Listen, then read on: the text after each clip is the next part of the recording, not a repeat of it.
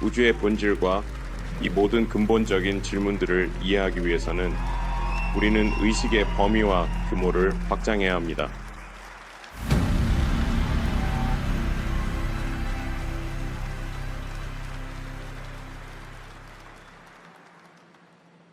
마지막 회사 전체 회의 이후로 꽤 시간이 흘렀네요. 이제부터는 실적 발표가 끝난 후 3개월마다 이런 자리를 가지려고 합니다. 사실상 그때가 제가 이런저런 이야기를 할 수 있는 시기니까요.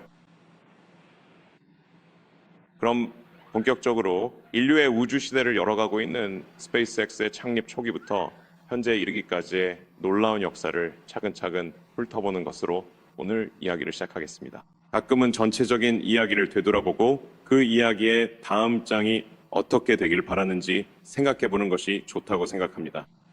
이야기의 다음 책은 어떤 내용이 되길 바라시나요? 우리는 인류를 다행성 종으로 만들고 의식을 지구 너머로 확장하며 우주를 이해한다는 명확한 사명을 가지고 시작했습니다.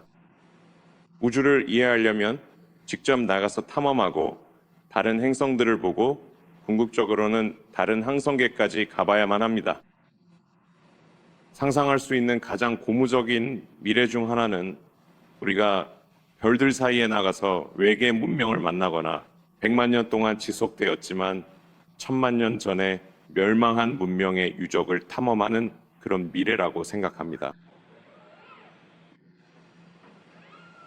아침에 일어나서 무엇이 우리에게 영감을 주는지 생각할 때 바로 그런 것들이 떠오릅니다. 우리 세상에는 영감을 주는 무언가가 필요하기 때문이죠. 삶이란 그저 끊임없이 문제를 해결해 나가는 것만은 아니니까요. 미래를 기대하게 만드는 무언가가 있어야 합니다. 그리고 우주를 여행하는 문명이 되는 것이야말로 우리가 미래를 위해 할 수 있는 가장 흥미로운 일이라고 생각합니다. 그것은 스타트랙을 현실로 만드는 일이죠. 그렇죠. 네.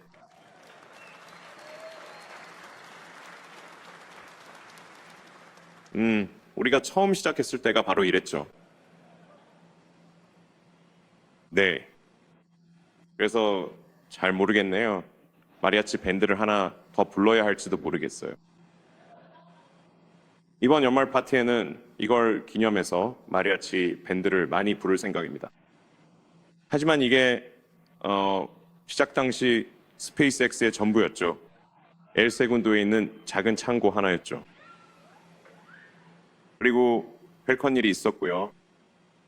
사실 스페이스X를 처음 시작할 때는 로켓을 어떻게 만드는지 전혀 몰랐습니다. 당연하게도 궤도에 도달하기 전까지 로켓을 3번이나 폭파시켰죠.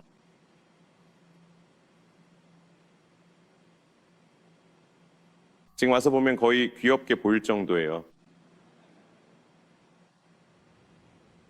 그 다음엔 궤도 부스터를 착륙시키기 위해 긴 노력을 기울였죠.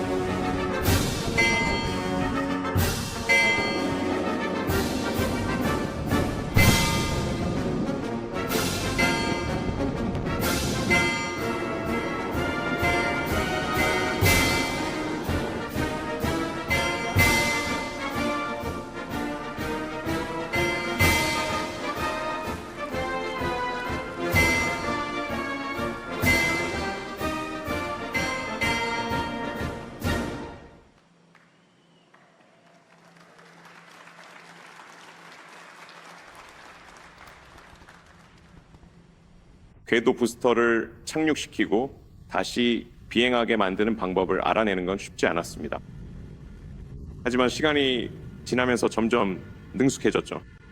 매우 재능 있고 헌신적인 팀의 수많은 시도가 있었고, 이제는 며칠에 한 번씩 발사하고 착륙시키고 부스터를 회수하는 단계에 이르렀습니다. 뒤에 소음이 너무 크진 않나요? 제 목소리 잘 들리시나요? 네, 알겠습니다. 좋습니다. 그러니까 항상 무언가를 성취하는 것이 얼마나 어려운 일인지 되돌아보는 게 중요하다고 생각해요. 왜냐하면 우리가 부스터를 착륙시키려고 했을 때 아무도 우리가 성공할 거라고 믿지 않았거든요.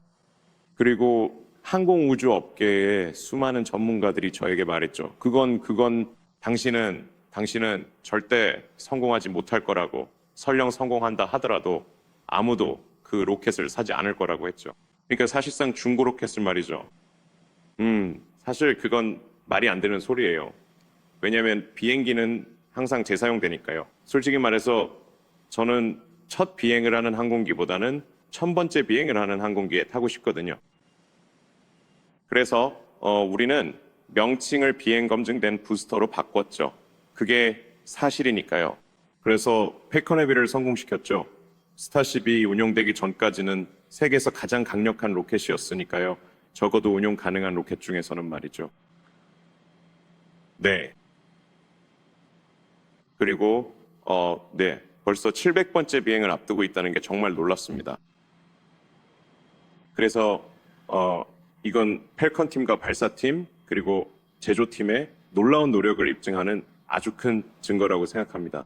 다들 정말 훌륭한 일을 해냈으니 박수라도 한번 쳐주고 싶네요.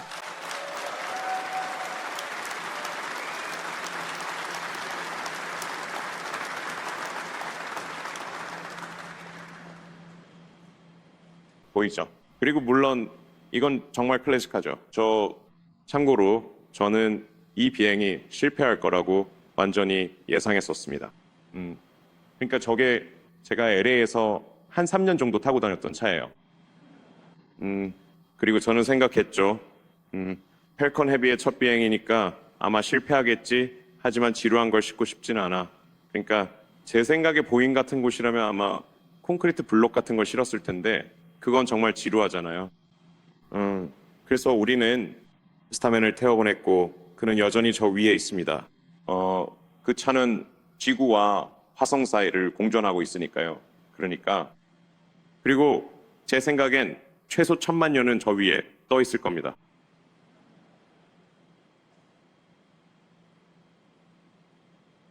그리고 물론 드래곤은 우주정거장에 도킹한 최초의 민간 개발 우주선이죠. 그리고 최초의 민간 우주 비행사도 있고요. 우리는 이제 많은 우주 비행사 임무를 수행해 왔습니다. 제 생각엔 궤도를 돌고 돌아온 우주 비행사가 100명을 넘기까지 그리 오래 걸리지 않을 겁니다. 그래서 드래곤은 정말 놀라운 우주선이었죠. 그래서 저희는 지금까지 78명의 승무원을 우주로 보냈고 정말 대성공이었습니다. 그래서 드래곤 팀에게도 축하의 말을 전하고 싶습니다. 정말 훌륭했습니다.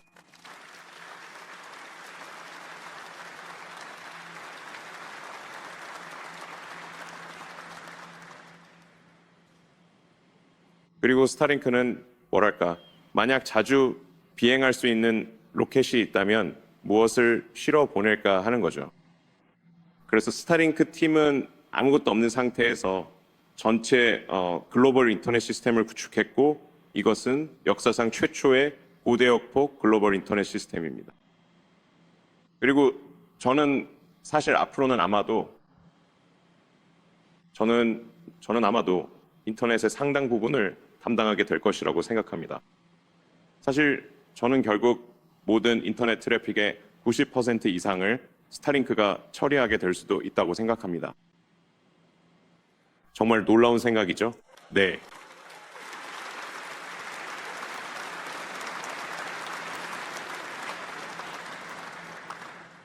궤도에 거의 11,000개의 위성이 있죠. 그건 다른 모든 위성을 합친 것보다 2배 이상 많은 수입니다. 그리고 스타링크 V3 아마 그 이후로는 10만 개의 위성까지 늘어날 겁니다.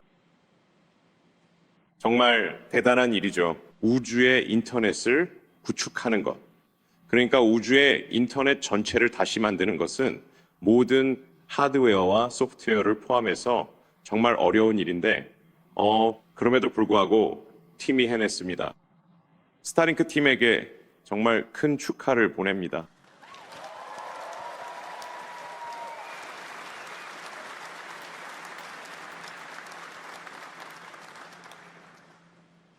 네, 현재 167개국에 진출해 있습니다. 모바일 가입자는 2,200만 명, 고대역폭 가입자는 1,300만 명입니다. 그리고 말씀드렸듯이 시간이 지나면 이 수치가 10배 이상 증가할 것으로 예상합니다.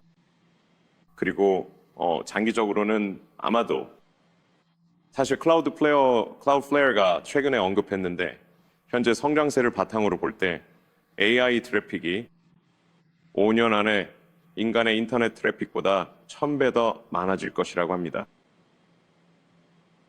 잠시 이 사실을 곱씹어 보세요. 아시겠죠? 엄청난 양의 AI죠. 그리고 스타쉴드가 있는데 이건 국가 안보의 핵심적인 부분이 되었습니다. 그래서 제한적이죠. 뻔한 이유로 스타쉴드에 대해서는 너무 많은 말을 할 수가 없습니다.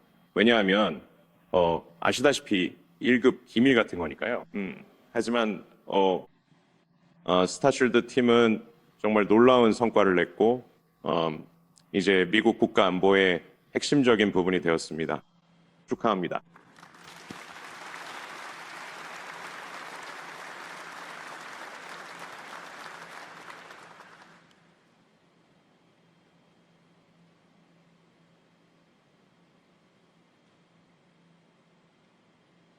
네, 스타쉽은 정말 대단하죠. 와, 인간이 이런 걸 만들었다는 게 믿기지 않네요.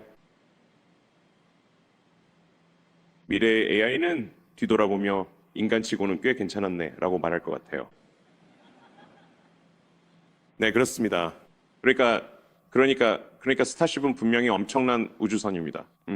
그리고 이건 우리를 연간 약 2,500톤 정도의 궤도 운송량에서 연간 100만 톤 이상의 궤도 운송량으로 끌어올려 줄 것이고, 제 생각엔 아마 연간 1,000만 톤까지도 가능할 것 같습니다.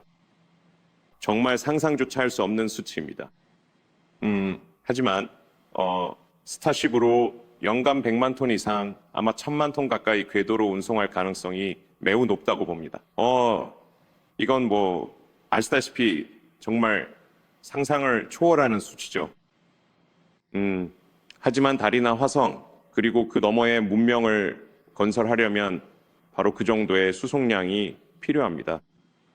지구 궤도로 수백만 톤을 운송할 수 없다면 우리 인류가 지속 가능한 다행성 종이 되기 위해 달과 화성으로 보내야 할 수백만 톤의 화물을 보낼 방법이 없습니다. 그러니 정말 엄청난 우주선인 셈이죠. 앞서 말했듯이 이건 인류가 시도한 것 중 가장 어려운 일이라고 해도 과언이 아닐 겁니다. 그리고 스타쉽 팀은 엔진, 항공전자 장비, 구조물, 발사 운영 등 모든 분야에서 정말 놀라운 일을 해냈습니다. 그러니 스타쉽 팀에게 큰 박수를 보냅니다.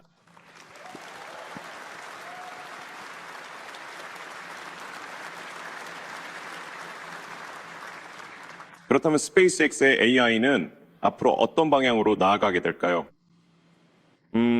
정말 놀라운 사실은 아마도가 아니라 확실히 말씀드릴 수 있는데요. 저희 AI 부문에서 발생하는 수익이 바로 다가오는 9월, 그러니까 다음 달이 되면 놀랍게도 다른 모든 스페이스X의 수익을 전부 합친 것보다 더 커질 거라는 점입니다. 정말 대단한 변화죠. 그리고 4분기에는 다른 모든 스페이스X 수익을 훨씬 더 크게 앞지를 겁니다. 그러니까 AI는 이제 스페이스X 미래의 매우 중요한 부분이 되었습니다. 그게 하드웨어뿐만 아니라 소프트웨어 분야에서도 AI 성공을 거두는 것이 정말 중요하다고 생각합니다. 그래서 네, 우리가 맞이하게 될 미래는 근본적으로 AI와 로봇이 주도하는 시대가 될 겁니다. 인류의 문명이 지금처럼 계속해서 발전한다고 가정해 본다면 아마도 AI는, 그러니까 디지털 지능의 총량은 생물학적 지능의 총량보다 무려 1조 배 이상 훨씬 더 많아지게 될 것이라는 게 제 생각입니다. 정말 상상하기 힘들 정도로 거대한 변화가 우리 앞에 기다리고 있는 셈이죠. 그러니까 인간지능과 비슷한 수준이 아니라 아마 1조 배는 더 높을 겁니다. 10억 배는 쉽게 예측할 수 있는 수치고 아마 1조 배 정도 될 겁니다. 그러니까 태양 에너지를 더 많이 활용하게 될수록 그걸 지능으로 전환하는 능력은 근본적으로 디지털 컴퓨터의 영역이 될 겁니다. 왜냐하면 인간이 아무런 지원 없이 심우주에 가서 사는 건 꽤 어려운 일이니까요. 제 말은 수학적으로 흥미로운 점이 몇 가지 있다는 건데, 만약 우리가 문명으로서 사용하는 에너지, 즉 우리가 문명으로서 활용하는 에너지의 양을 100만 배 늘린다고 해도 여전히 태양 에너지의 100만 분의 1도 채 사용하지 못할 거라는 겁니다. 물론 이 에너지의 대부분은 심우주에 있겠죠. 하지만 미래는 정말 AI의 시대가 될 겁니다. 정말로요. 그리고 어차피 그렇게 될 운명이었던 것 같아요. 하지만 무엇보다도 인류를 진심으로 아끼고 인류를 올바르게 육성하며 우리가 언젠가 다른 행성과 더 먼 항성계로까지 나아갈 수 있도록 든든하게 돕는 그런 AI를 갖는 것이 정말 중요합니다. 그래서 저는 스페이스X가 AI 하드웨어뿐만 아니라 AI 소프트웨어 분야에서도 성공하는 것이 필수적이라고 생각합니다. 저는 스페이스X의 자식 같은 AI라면 아주 좋은 AI가 될 거라고 생각합니다. 저는 스페이스X가 능력과 도덕성 그리고 선함이라는 측면에서 지구상에서 가장 뛰어난 인재들이 모인 곳이라고 생각합니다. 그리고 저는 그런 능력과 도덕성, 선함으로부터 태어난 AI를 갖기를 원한다고 생각합니다. 그게 정말 중요하다고 생각합니다. 그래서 저는 사람들이 지상의 AI 하드웨어와 AI 소프트웨어, 그리고 물론 AI 위성 관련해서도 실제로 도움을 주시길 권하고 싶습니다. 태양광이 그 부분에서 매우 중요한 요소가 될 것입니다. 테라펩, 테라팝도 그 부분에서 매우 중요한 요소가 될 것입니다. 하지만 우리는 소프트웨어 분야에서도 반드시 성공해야 합니다. 그리고 우리는 그로클 모든 스페이스X 정보의 총합으로 학습시킬 예정입니다. 그러니까 어떤 면에서는 그게 여러분을 기반으로 학습될 겁니다. 그러니까 제 말은 여러분이 사실상 그 AI의 부모가 되는 셈이죠. 그건 여러분의 생각과 아이디어 그리고 신념을 물려받을 것이고 저는 그게 좋은 일이라고 생각합니다. 그래서 우리는 여기서 승리해야 합니다. AI 하드웨어와 AI 소프트웨어 분야에서 말이죠. 그게 아마 가장 중요한 메시지일 겁니다. 제가 오늘 꼭 전달하고 싶었던 가장 중요한 메시지는 우리가 AI 분야에서 반드시 승리해야 한다는 것입니다. 왜냐하면 미래는 압도적으로 AI와 로봇이 주도할 것이기 때문이죠. 그러니 우리는 결국 AI를 통제할 수 없게 될 겁니다. 그건 너무 똑똑해서 그럴 수 없을 테니까요. 하지만 마치 아주 뛰어난 천재 아이를 둔 것처럼 여러분이 옳고 좋다고 생각하는 가치와 신념을 그 아이에게 심어줄 수는 있습니다. 그래서 우리가 그로크로 성공하는 것이 정말 중요한 겁니다. 그러니까요. 그록 4.5 버전은 아마 써보셨을 겁니다. 일주일 정도 후에 4.6 버전이 나올 예정이고 4.7 버전은 정말 특별할 겁니다. 그래서 스페이스X의 모든 분들이 AI를 사용하고 더 발전시켜 주시길 바랍니다. 음,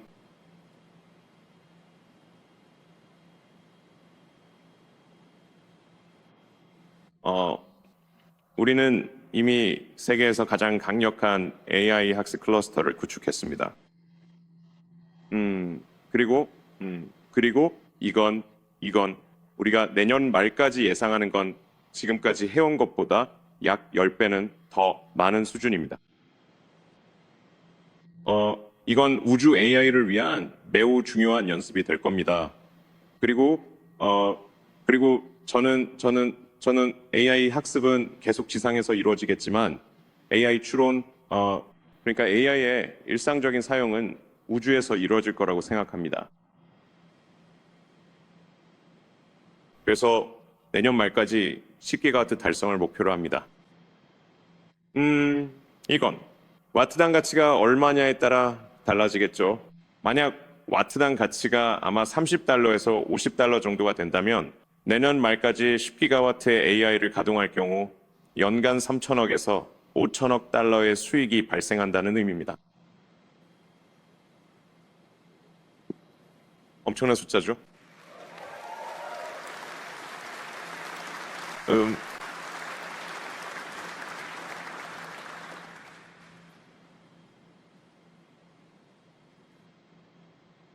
가끔은 우리의 목적이 무엇인지, 도대체 무엇인지 궁금해질 때가 있습니다.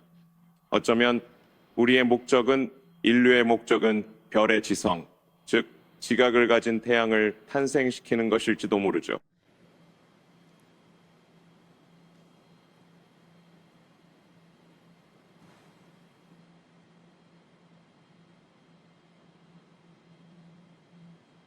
솔직히 AI가 무슨 생각을 하게 될지는 저도 잘 모르겠습니다. 엄청난 연산 능력이죠.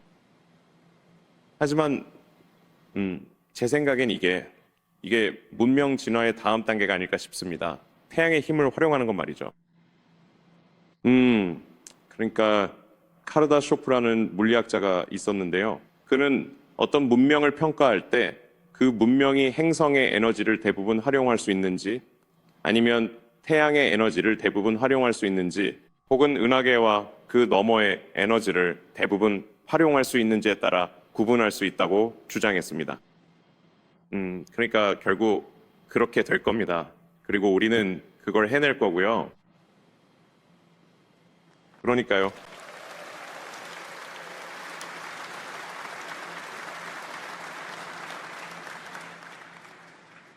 스타마인 스타마인 공장은 정말 놀랍게도 우리 바로 옆 아주 인접한 곳에 위치하게 될 예정입니다. 사실상 우주에서 직접 자원을 가져오는 셈이죠. 생각할수록 정말 대단하고 놀라운 일이 아닐 수 없습니다.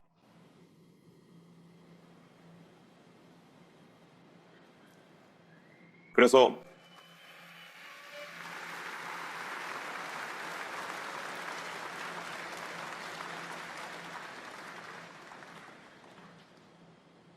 하지만 장기적으로 아니 그렇게 먼 미래도 아니죠. 아마 4에서 5년 후면 AI가 스페이스X 가치의 99%를 차지하게 될 겁니다. 확실히 5년이면 AI가 스페이스X 가치의 99%가 될 거라고 봅니다. 그리고 스페이스X의 가치는 천문학적인 숫자가 될 겁니다. 그러니까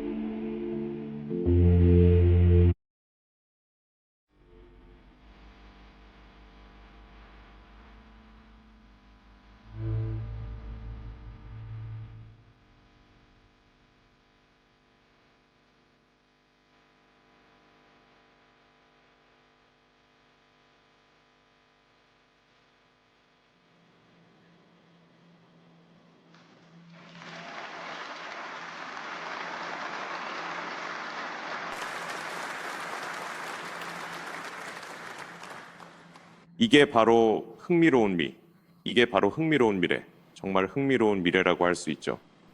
마치 로버트 하인라인의 다른 가혹한 밤의 여왕 같은 건데 메스 드라이버를 사용해서 달에 AI 컴퓨터를 구축하고 그걸 심우주로 보내는 거죠. 저는 그게 실제로 작동하는 모습을 정말 보고 싶어요. 또 한 가지 좋은 점은 스페이스X에서 달이나 화성에 가고 싶은 사람이라면 누구든 미래에 갈 수 있게 될 거라는 겁니다. 제 약속을 드리죠.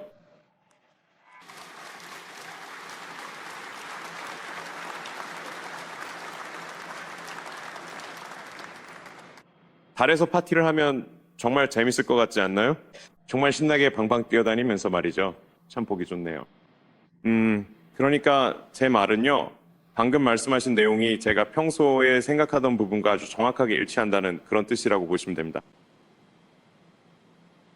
정말, 정말 믿을 수 없을 정도로 흥미진진한 미래가 될 겁니다. 우리가 우주를 여행하는 문명이 되고 태양계 곳곳에 사람들이 살며 결국에는 다른 항성계로 나아가는 그런 미래 말이죠. 그래서 저는 이게 실현될 거라고 생각합니다. 네. 그리고 당신이 그걸 실현할 거고요. 그러니 감사합니다.